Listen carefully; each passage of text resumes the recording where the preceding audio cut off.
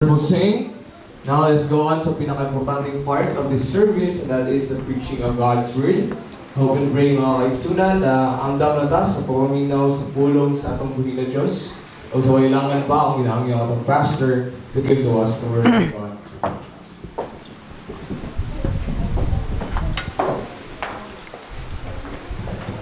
Amen. Thank you for that, Brother Fairlo. So, by this time, supposedly, I would continue the series on the book of Jeremiah.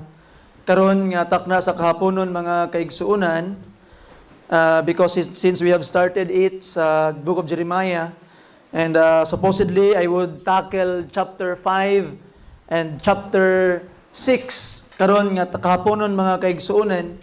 And in that book, we will learn why nations are being destroyed, why nations are collapsing sa ato ang panahon and throughout the history mga kaigsuunan.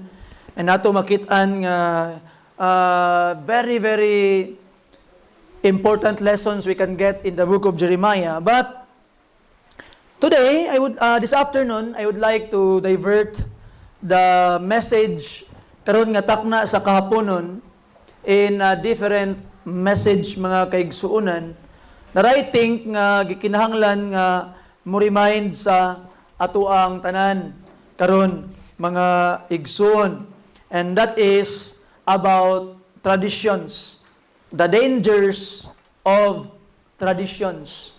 Yesterday, nag-istorya mi ni Sister Jeanette, and si Sister Jeanette, nakashare siya about some leader of some religious group in a birthday celebration, nagwali, nga imbis kay nagwali sa birthday, nagwali ng atake ubang relihiyon. Okay? And that preacher was talking about some Protestants nga dili daw bao ang ato ang authority, because the authority daw nga tama is magisterium, tradition, and the Bible. So those three are infallible authorities. So mala pa nila magisterium. Magisterium is the teaching body of the Catholic Church. Tradition and gitawag nga Bible ang ilahang authority. Well, anyway, ang source gyud is duha lang gyud actually, tradition o ang Bible. But they believe that tradition is on par, equal footing with the Bible. Kung infallible ang Bible, infallible pod ang tradisyon, di pod siya masayop. And ang magisterium is the infallible interpreter of the tradition and the Bible. So any interpretation that go against the interpretation of the magisterium, to them, it is false. Mali. So karon, we don't have question with the authority of the Bible because that's our faith. We believe in the sola scriptura.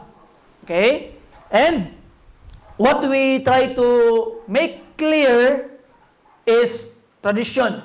So we will be talking about tradition karon nga takna sa kahaponon. So itong pagsugod mga kaigsuunan, gihangyo nako ang tanan to please rise and open your Bibles with me in the book of Matthew chapter 15. Sa inyong mga Bibles palihog, Matthew chapter 15. And atong basahon mga kaigsuunan ang 1 paingon sa verse 9. If you're there, please say Amen. Okay, so the Bible says in verse 1, "Then came to Jesus scribes and Pharisees, which were of Jerusalem, saying, Why do thy disciples transgress the tradition of the elders? For they wash not their hands when they eat bread. But he answered and said unto them, Why do ye also transgress the commandment of God by your tradition? For God commanded, saying, Honor thy father and mother, and he that curseth father or mother, let him die the death. But ye say, whosoever shall say to his father or his mother, it is a gift, by whatsoever thou mightest be profited by me. And honor not his father or his mother, he shall be free. Thus have ye made the commandments of God of none effect by your tradition.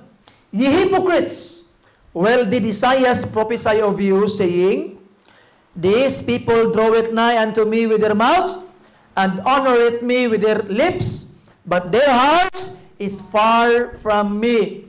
But in vain they do worship me, teaching for what?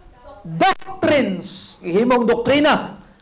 The commandments of men. Let's pray. Father in heaven, thank you, Lord, sa imuhang kaygayonan nga gihatag ka na mamahan. Thank you, Lord, for the issues that come up na amo pong ma-address Ginong Dios, that we could really look at it closer and to give the people clearer understanding about these things. Ginoo, importante kay ni Amahan nga masabtan sa imong mga anak.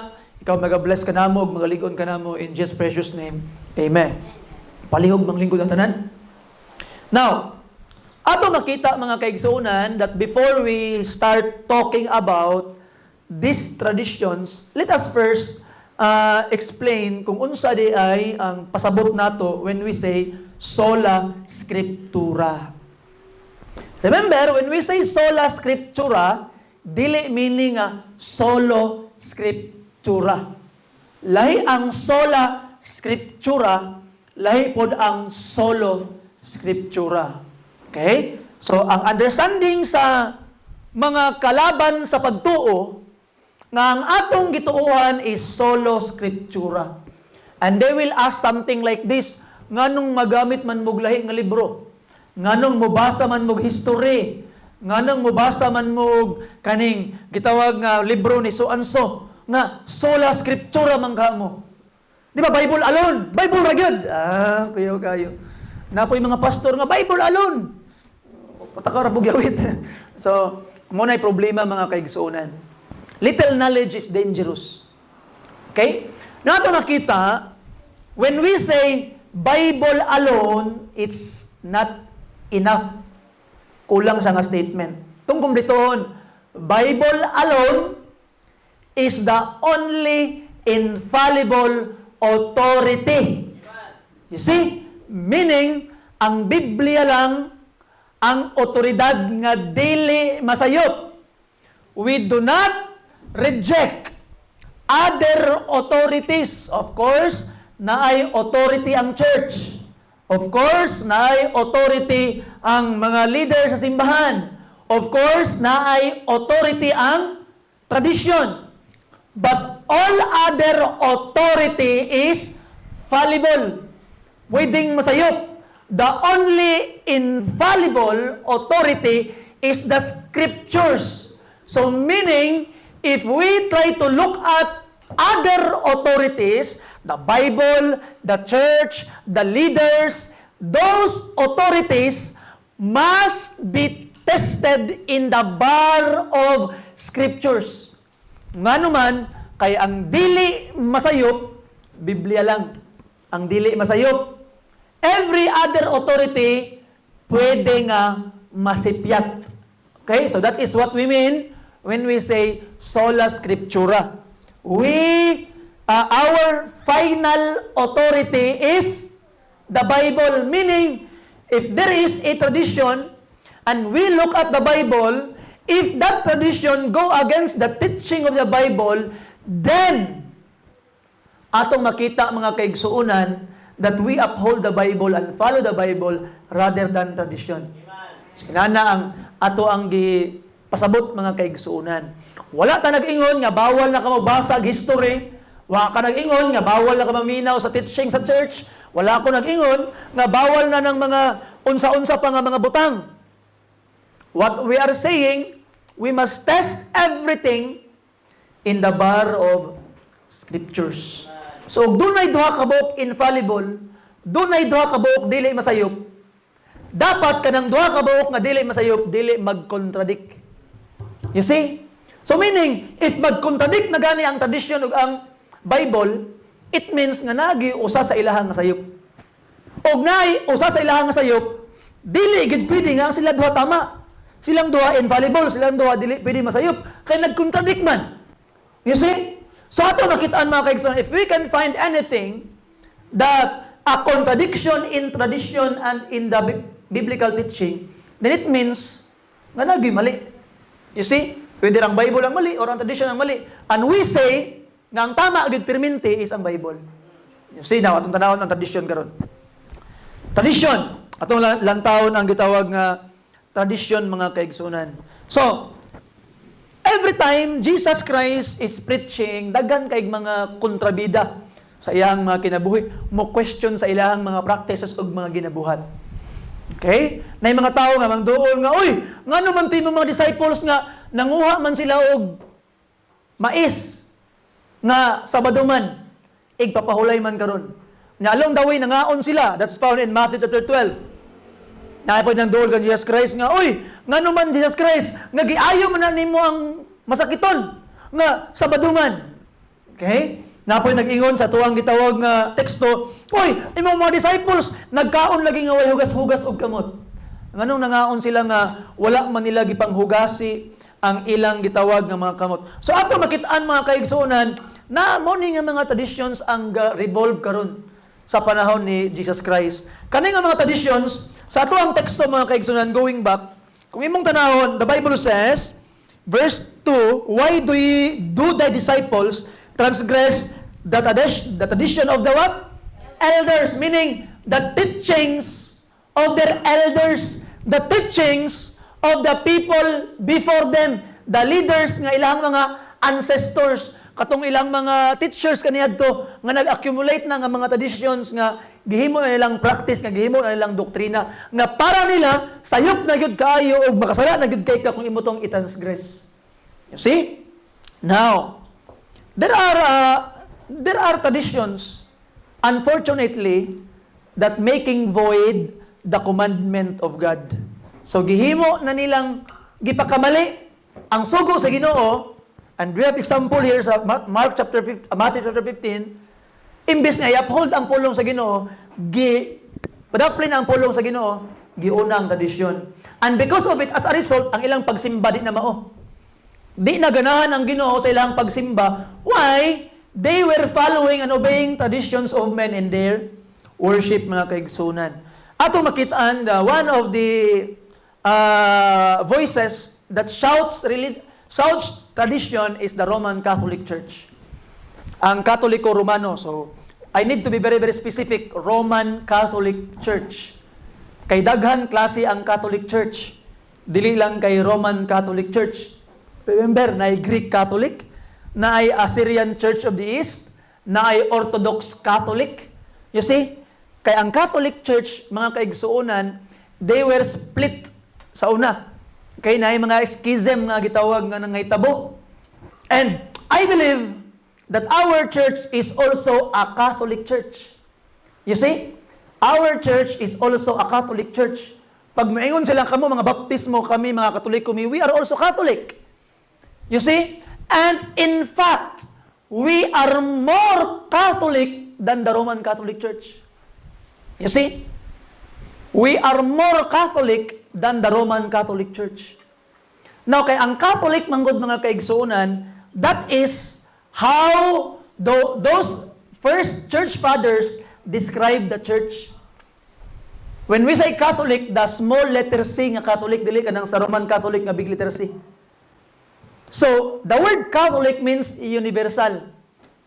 So, meaning mga kaigsuonan, the fathers or the early church fathers, I think it was Ignatius ang first nag-use ana nga word nga Catholic to describe the church.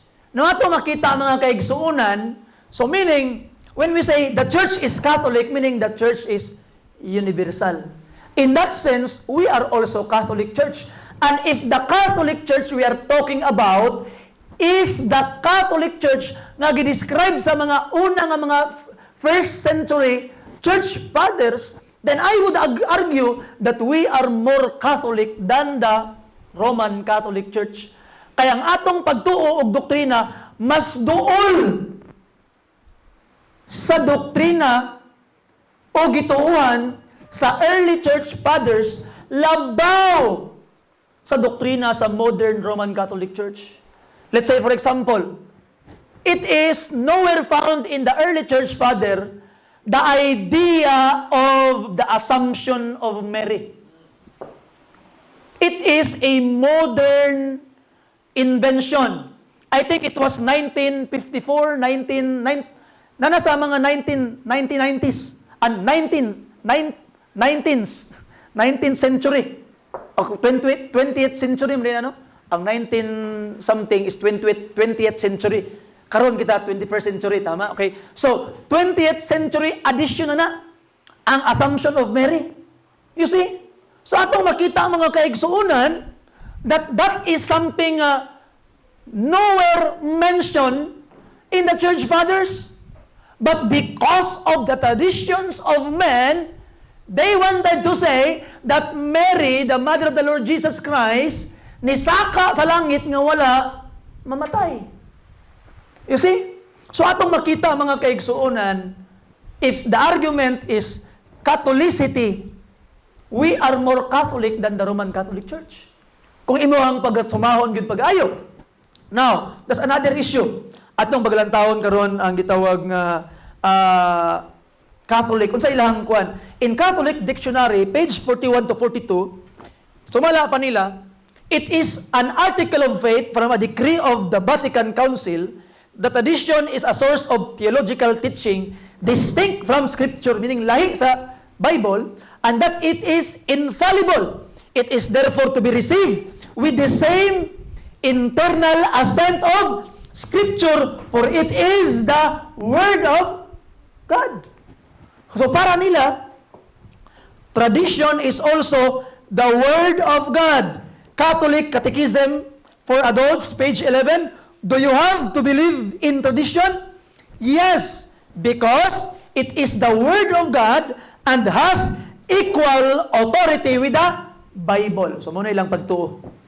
They believe that tradition has equal authority with the Bible. And we argue, yes, tradition has authority, but it do not have equal authority with the Bible. And it is fallible. And the only infallible authority is the Bible itself. Muna ang sola scriptura. Okay? Napo yung bang mga nagpa-as if karon nga mga apologist nga mga Kristohanon nga wala sila kasabot unsa ng sola scriptura. Di sa Pilipinas mga kaigsuunan nga sa YouTube, I think I only found two debater nga nakasabot ani. And maybe it is my downside nga naman kay di man ako makit-an ng tanan. And so among the many nga ako nakit-an nga mga apologists sa Pilipinas, mga Filipino apologists, duha lang ako ang nakit-an nga nakasabot unsay sola scriptura. The rest wa sila kasabot. You see? And it's a big problem mga kaigsunan in our apologetics today. Mauna nga there are a lot of people who try to venture in apologetics without proper training.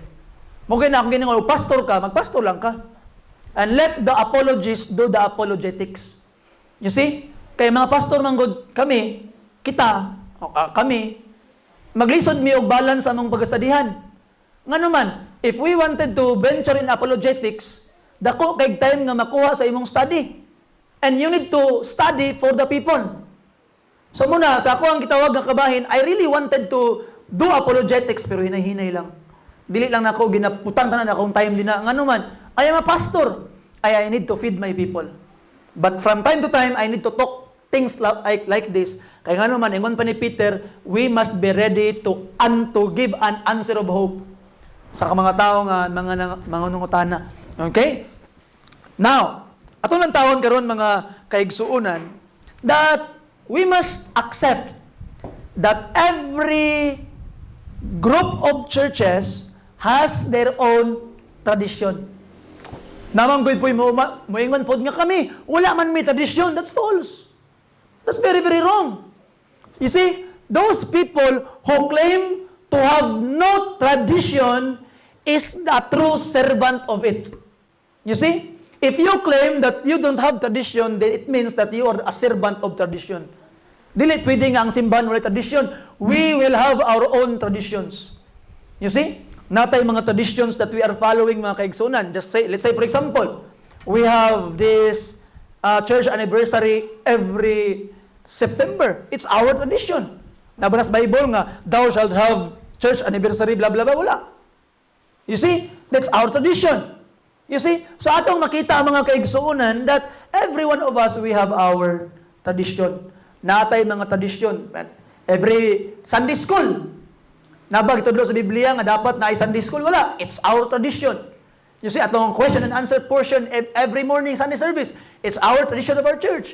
Unique to us. So atong makitaan natay mga tradisyon. Pero dapat ang tradisyon dili mo sukwahi sa pulong sa Ginoo mga kaigsuunan. Okay? Now, atong tanawon karon, what is the meaning of tradition? Unsa gyud yung tradition? The Greek word is paradosis, meaning giving over or handed down or handing down or handed down, meaning mga gipasa. Mao na ang meaning sa paradosis, which is tradition mga kaigsuunan. And sometimes ang gitawag nga tradition is gitawag nga gipasa orally or written. Now listen carefully. Kaning Bible is also tradition. Remember that. Ang Bible is also tradition, but it became the written tradition. Okay? Ang nagtuo ang gitawag nga Roman Catholic nga ang written tradition o ang oral tradition equal footing sila. So tradition maning Bible. And before it was oral. So wala pa ni nasulat.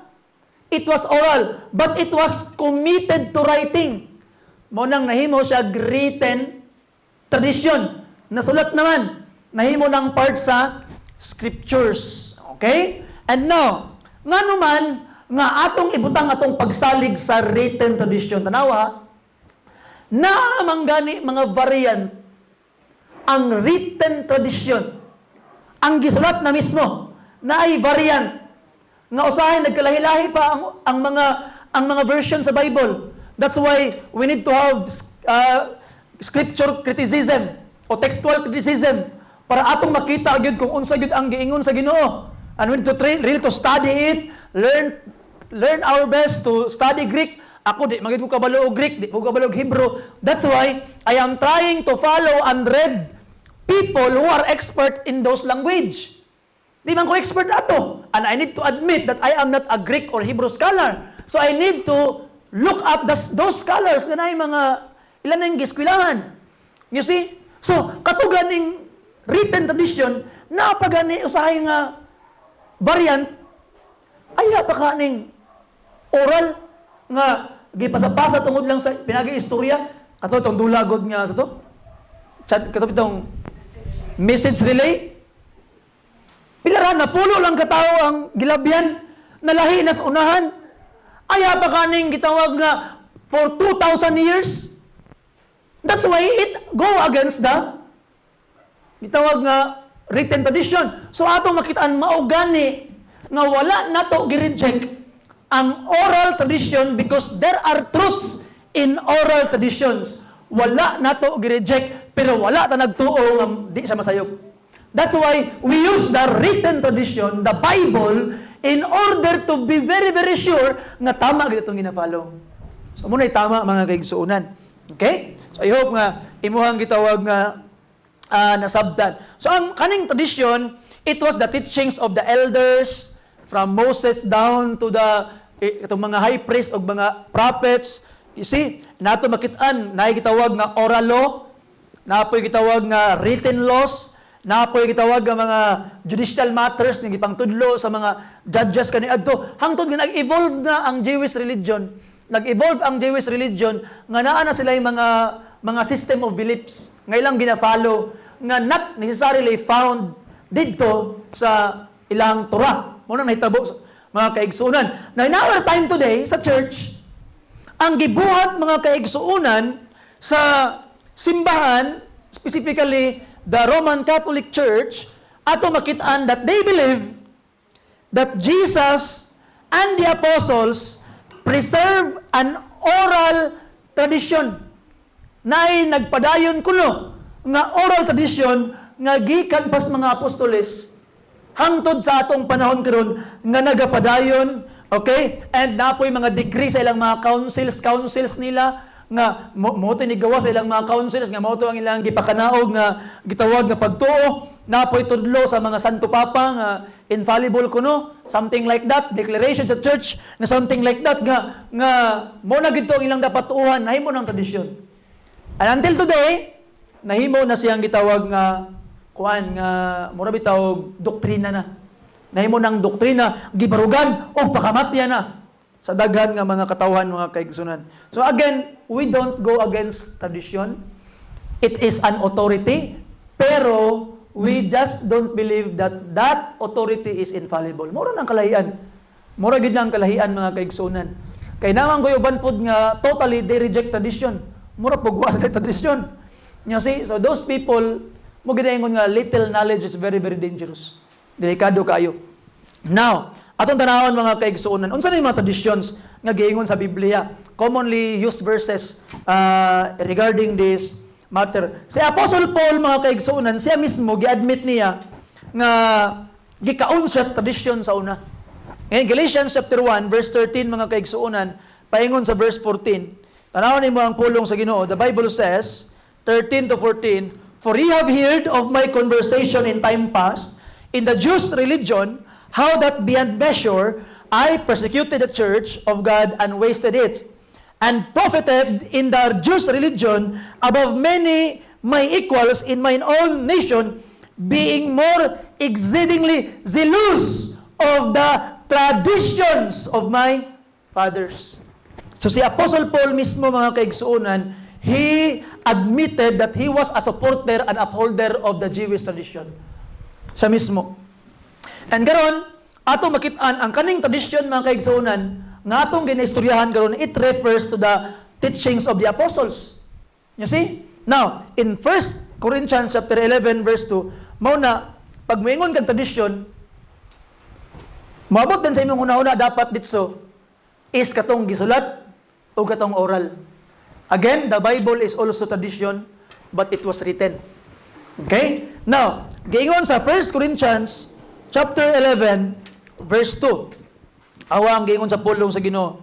"Now I praise you, brethren, that ye remember me in all things and keep the ordinances as I deliver them to you." So, bantayi ang mga ordinansya, ang mga sugo nga akong gipasa kanimo or kaninyo. So ato makita mga kaigsuonan, so these teachings are teachings passed from the apostles until our time today. Again, ang ato lang yun makaingon ta nga atong masaligan og naka-preserve is katong mga gisulat. You see, it committed to writings. Kanang pasapasa wag yun ni ayo. Okay? Now, in 2 Corinthians, Thessalonians chapter 2 verse 15, mo ni ang panlaban sa mga kuan, panlaban sa mga gitawag nga Roman Catholic nga dapat naagi daw ang oral tradition. Tanawa. 2 Corinthians, Thessalonians 2:15, if you're there, say amen. Ingon pang pulong sa Ginoo, "Therefore, brethren, stand fast and hold the what? Traditions which have been what? Whether by word or our epistle." Tanawa ha? Whether our word or by epistle. So ilang argument mao ni? Tanawa ho, nag-ingon mismo ang Bible nga ang tradisyon dapat dawaton whether in word meaning oral or epistle meaning written. Oh, pwede mo lagi sa Bible nga i-oral ra by word. Ano mang di mo matuo? O mga Kristiyano, ano di mo matuo? Nga pwede man ka by word. You see? Now, look at the context. It is the way of communicating the tradition. It is the way of teaching. Karon, I am communicating to you the tradition orally. You see, so this is oral teaching. So ang ginaingon ni Paul, mga kaigsuunan, tumanan ninyo ang mga tradisyon, kung inyo maning madungog, gikan sa amuha, meaning among itudlo, among iwali, o pinagi sa among gisulat. You see? So atong nakita, mga kaigsuunan, kaning gitawag nga, whether by word, it is by way of preaching, by way of teaching. Dili niingon nga gipasabot niya nga dapat by word, meaning gikan sa 2,000 years ago hangtod karon gipasapasa sa word nga istorya lang. No, it means that you need to propagate the message through word, istorya itudlo nimo, and through epistle, isulot basahon sa uban. That simple is that. Nganong himuon man gyud og interpretation nga gikan 2,000 years ago gitudlo nga pasapasa? No, that's a wrong interpretation. You see, it is the mode of teaching. Pinagi sa pag-istorya o sa pagsulat. Very, very simple, mga kaigsuunan. And we are expected to keep these things. In 2 Thessalonians chapter 3, verse 6, the Bible says, "Now we command you, brethren, in the name of our Lord Jesus Christ, that ye withdraw yourselves from every brother that walketh disorderly, and not after the tradition which he received of us." So, og na ako na yung mga kaigsuunan nga nagbuot-buot og tuman-tuman og tradisyon nila nga dili gikan sa mga apostoles, likay siya. Ay uban-uban niya. Dapat ang tradisyon nga atong pagatumanon is the tradition that are from the apostles. And what are the traditions nga kabalugid ta o sure gid ta nga 100% gikan gid sa mga apostles, and this is the written tradition, the Bible. You see? Now, ato makita, mga kaigsunan, in our text na ay mga tradition of the elders nga wala na namao. Okay? Sa ato ang teksto, mga kaigsunan, going back, example sa tradition sa panahon ni Jesus Christ nga wala na nagkadimao, mga kaigsuunan, is katong basahon. Okay? And I think I already explained this once sa atong question and answers, but let me explain it to you now. Diba? Ingon pa ni Jesus Christ, verse 3, "But he answered and said unto them, Why do ye also transgress the commandments of God by your tradition? For God commanded, saying, Honor thy father and mother, and he that curseth father or mother, let him die the death." Dapat daw i-honor ang father o mother, kay ang mag-curse sa mamag papa, let them die the death. So Brad, dumdum ko sa imong gingon ngayon na Brad Lawrence ba? Pag dili din mo i-honor imong mamag papa, dili day +1 imong kinabuhi. Papyo ni kaditso mo nang mamubuhi imong kinabuhi. Kay ingon diri ako, he that curseth father or mother, let him die the death. Mutaas na imong kinabuhi kadi ka papyon. So, delikado rin sa unang panahon, no? Kung panahon ni Moses ba?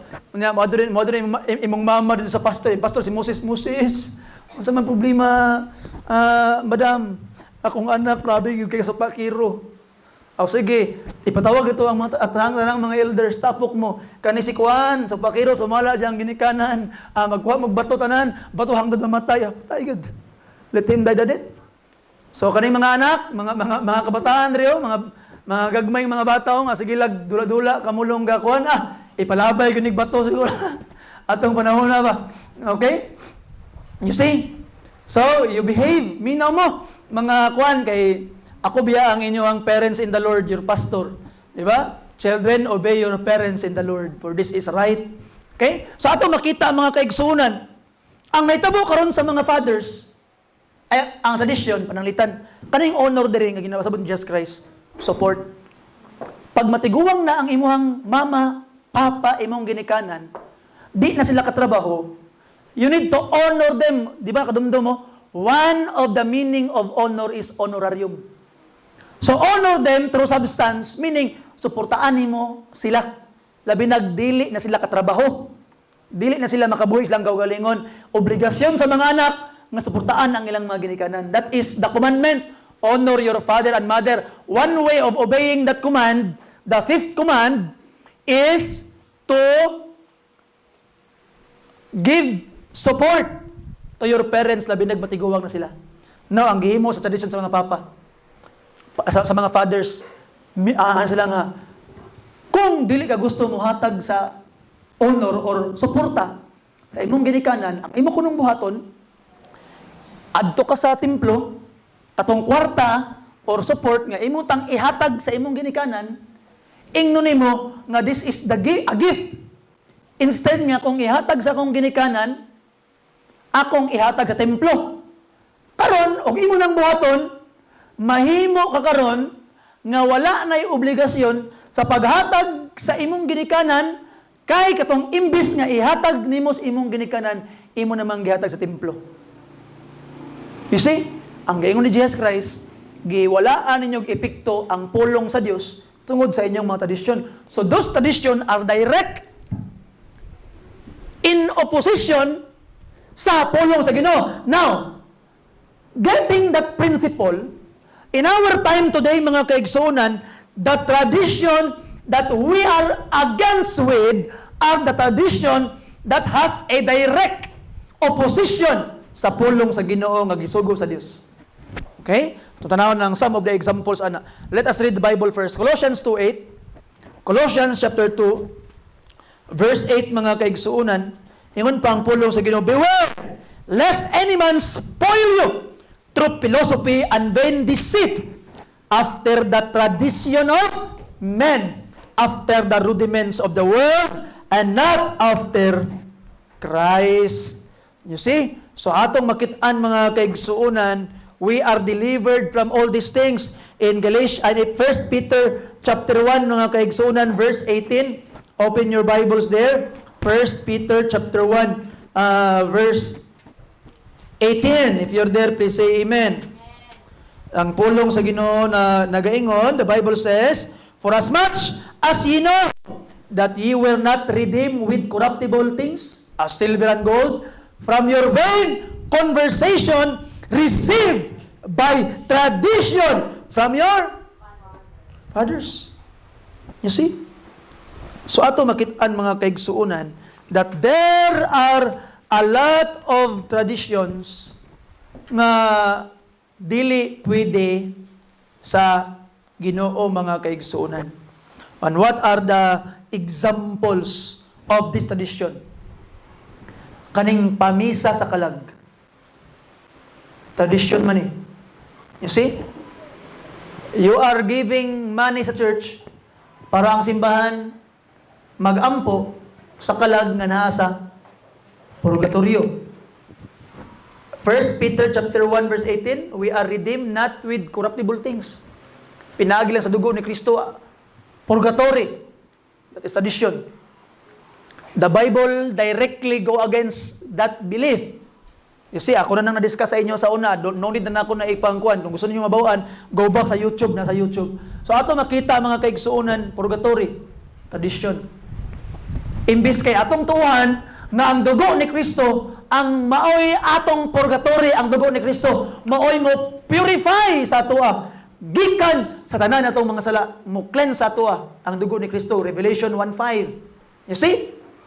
Purgatory, napay punitive nga pag-anto sa purgatorio para ma-prepare ka nga makadtog langit. I-purify sa kadto, ipurgahon ka sa purgatorio. You see? Nang may tabo, against the Bible, against the written tradition. Sample, infant baptism. Bunyagan ng bata. Ang baby, bunyagan. Ingon sa pulong sa Ginoo, ang itudlo niya, it must be a believer's baptism. Katong mga nagtuo na sa Acts chapter 2, when they believed, they were baptized. Ang baby di pa makatuo. You see? And ang ilang ginagamit ng mga verse, Acts chapter 16, nga katong si Lydia, iyang household, o katong Philippian jailer, iyang household.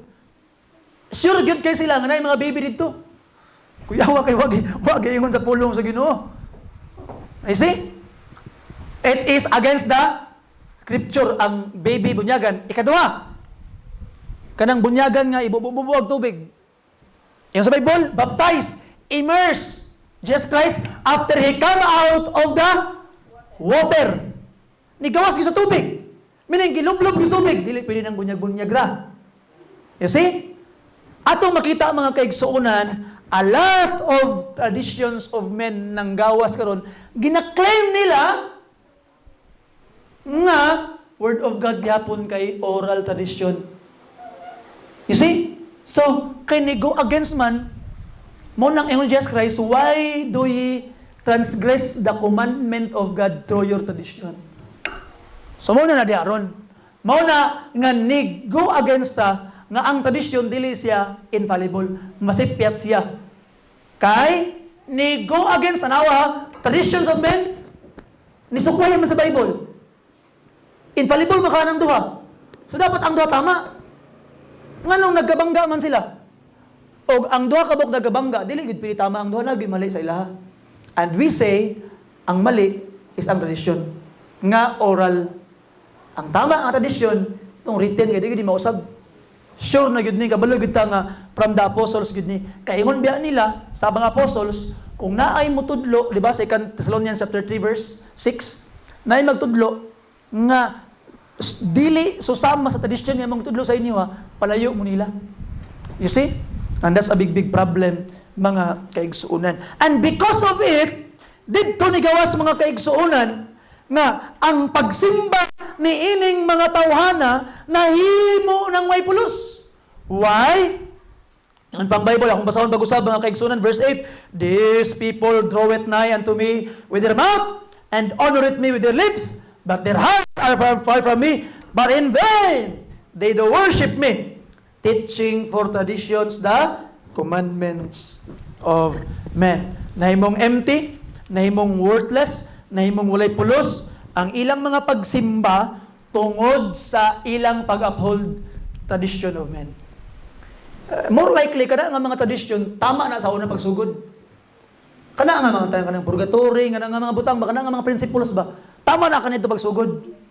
Pero ang problema, sa pasapasa, hangtod nga napaha sa obispo nga gusto mangwarta, gwapo ni nga doktrina ito, himuong panapi, bi, nga.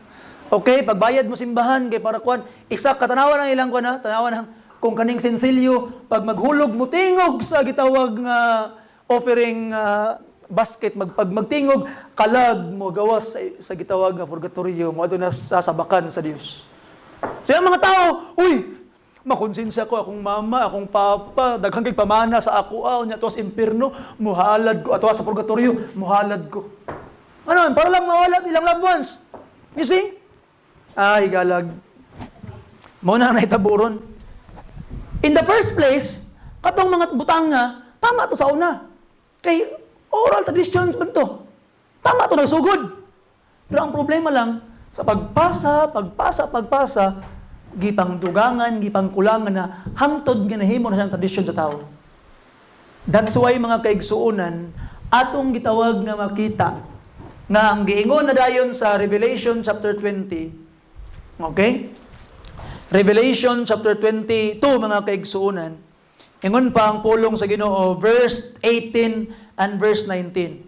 For I testify unto every man that heareth the words of this prophecy of this book, if any man shall add unto these things, God shall add unto him the plagues that are written in this book.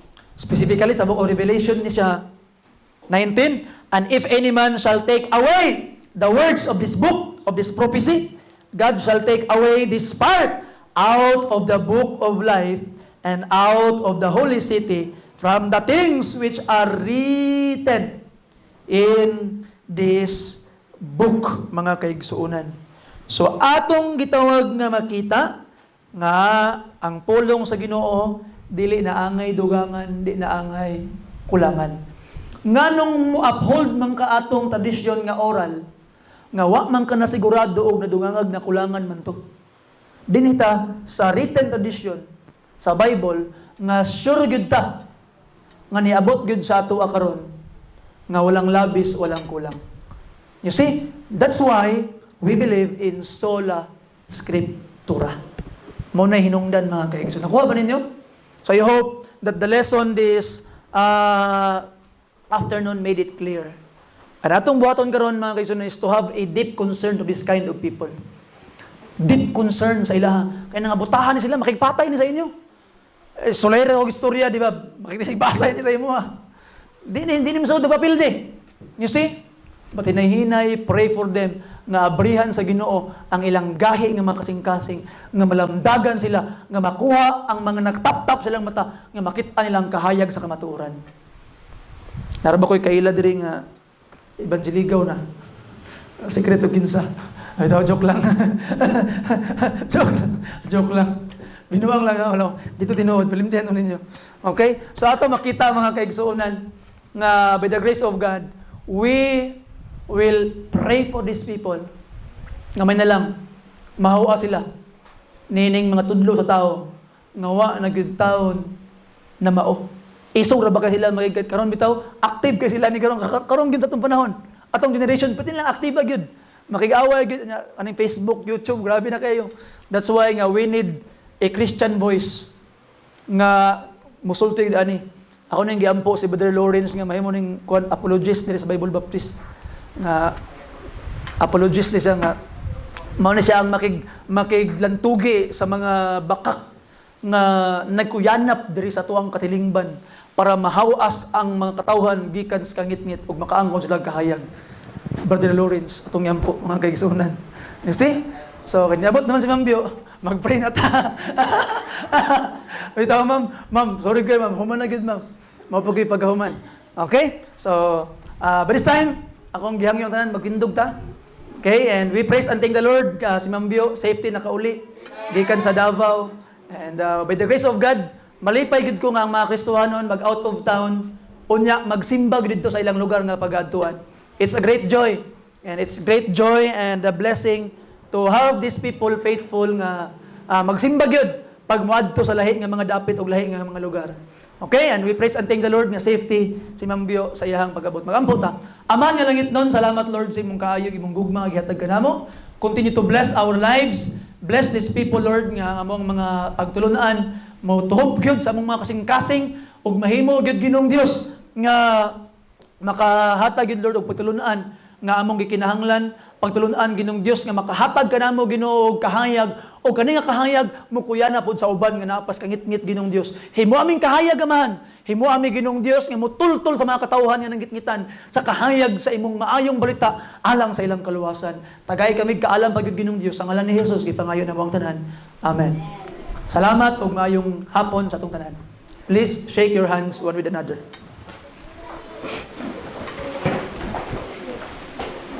Ha?